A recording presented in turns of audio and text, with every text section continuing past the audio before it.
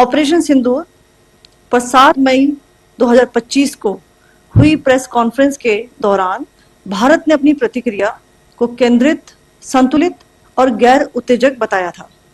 यह विशेष रूप से स्पष्ट किया गया था कि पाकिस्तानी सैन्य ठिकानों को निशाना नहीं बनाया गया। साथ ही दोहराया गया कि भारत में किसी भी सैन्य लक्ष्य पर हमले का उचित जवाब दिया जाएगा। 7 से 8 मई 2025 की रात को पाकिस्तान ने उत्तरी और पश्चिमी भारत में स्थित कई सैन्य ठिकानों को, जैसे कि अवंतीपुरा, श्रीनगर, जम्मू, पठानकोट, अमृतसर, कपूरथला, जालंधर, लुधियाना, आदमपुर, भटिंडा, चंडीगढ़, नाल, फलौदी, उत्तरलाई और भुज पर ड्रोन और मिसाइलों से हमला करने का प्रयास किया। इन हमलों को इंटीग्रेटेड काउंटर यूएस ग्रिड और वायु रक्षा प्रणालियों द्वारा निष्क्रिय कर दिया गया। इन हमलों का मलबा कई स्थानों से बरामद हुआ, जो कि पाकिस्तानी हमलों का प्रमाण है।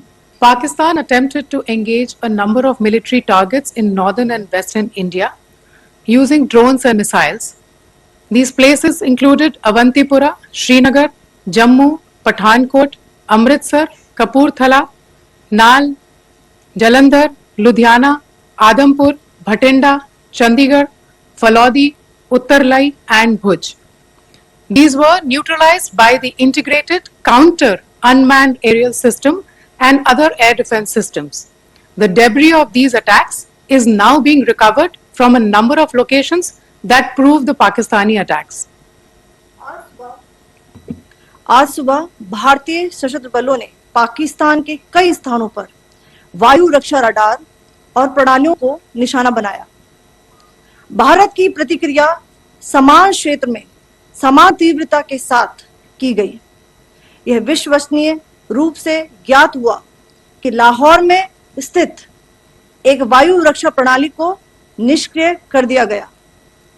Today morning, Indian Armed Forces targeted air defense radars and systems at a number of locations in Pakistan. Indian response has been in the same domain with the same intensity as Pakistan. It has been reliably learned that an air defense system at Lahore has been neutralized. Pakistan ने नियंत्रण रेखा पर आकरण गोलीबारी की तीव्रता बढ़ा दी है, जिसमें कुपवाड़ा, बारामूला, उरी, पुंछ, मेंढर और राजौरी क्षेत्रों में मोर्टार और भारी तोपखाने का इस्तेमाल किया जा रहा है। Pakistan has increased the intensity of its unprovoked firing across the line of control using mortar and heavy calibre artilleries in areas in Kupwara, Baramulla, Uri, Poonch, Mendhar and Rajouri sectors in Jammu and Kashmir. 16 innocent lives have been lost, including 3 women and 5 children due to the Pakistani firing. Here too, India was compelled to respond to bring mortar and artillery fire from Pakistan to a halt. Indian Armed Forces reiterate their commitment to non-escalation provided it is respected by the Pakistan military.